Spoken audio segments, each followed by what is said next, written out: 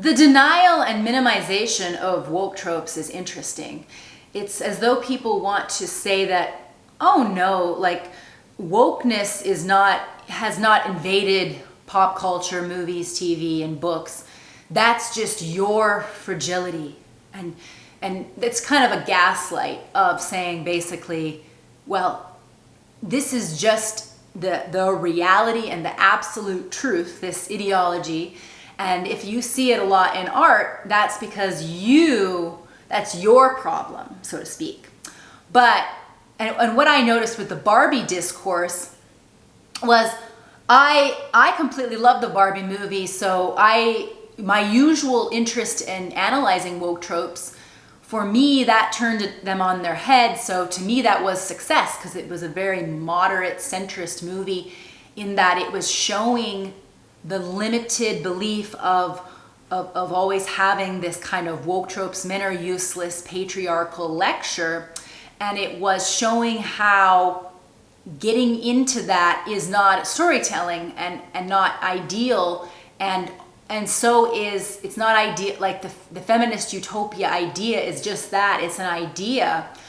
And so anyway, there's people that kind of will act like, oh, if you're, they really want to deny the idea of woke tropes, or they act like it's so, like they sigh, or they act like, oh, I'm so tired of people acting like there's wokeness everywhere, because it's almost like they think, well, they think it's so, they think it's just obvious truth being told in the movie. It's like perhaps I would equate it to people acting like, well, if we're referring to God in a movie, that's not religious or trying to push a religion.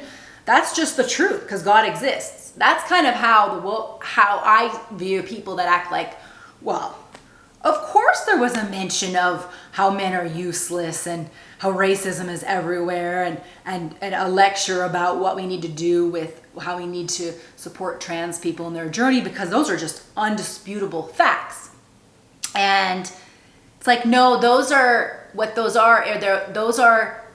elements that are always seen in a certain lens, and that lens is being prescribed as absolute dogma and the orthodoxy of our time, where there are nuances and variables to all of those issues that are reduced to a very right versus wrong. And if you have any challenge to it, then you are just a heretic, right?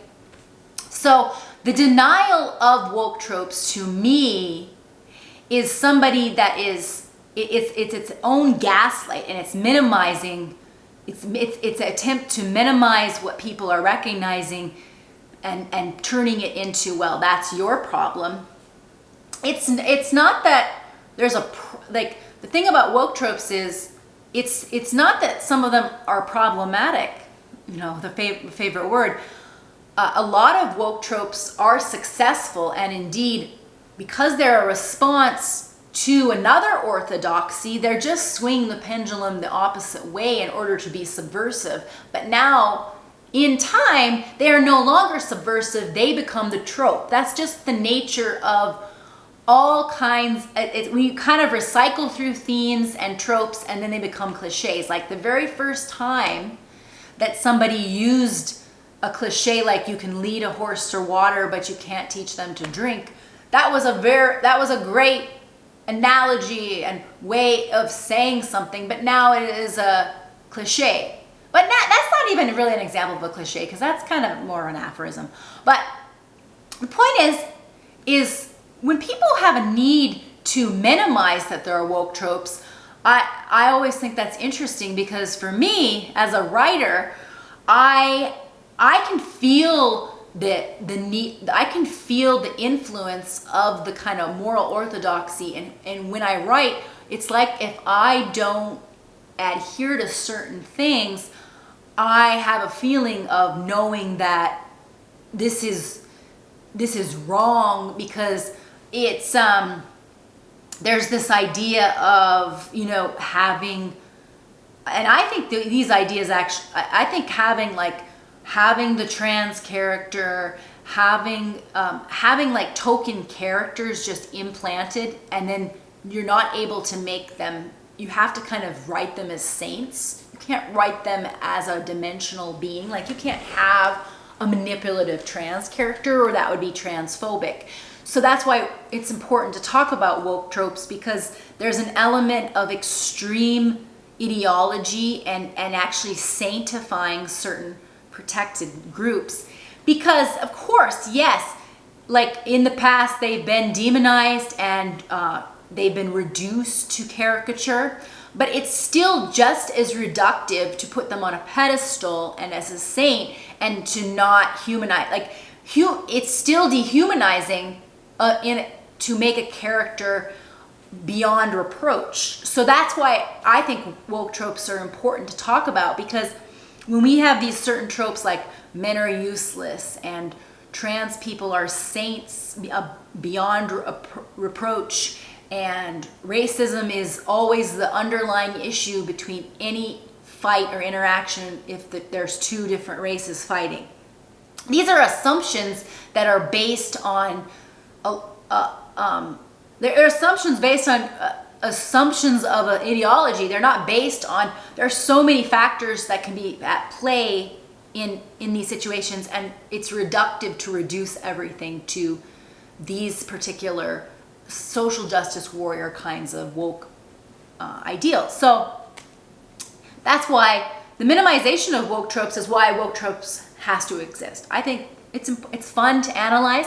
I love a lot of woke pieces. Like, I love Promising Young Woman, one of my favorite movies. It's completely full of woke tropes, but it is extremely successful at subverting really the patriarchy and the former kinds of assumptions in shows. So it's an example of a successful one, because it is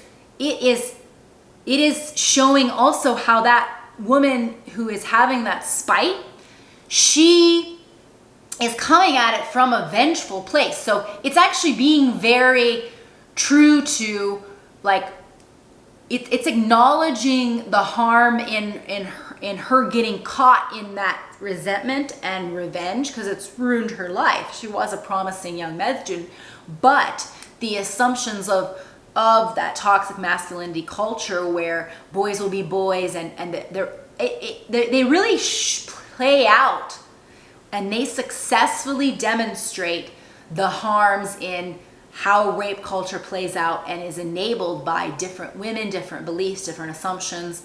And so I think that woke tropes can be absolutely successful in some ways, but there's an overwhelming amount of just lectures that aren't doing anything for anybody, and they're not playing out in story.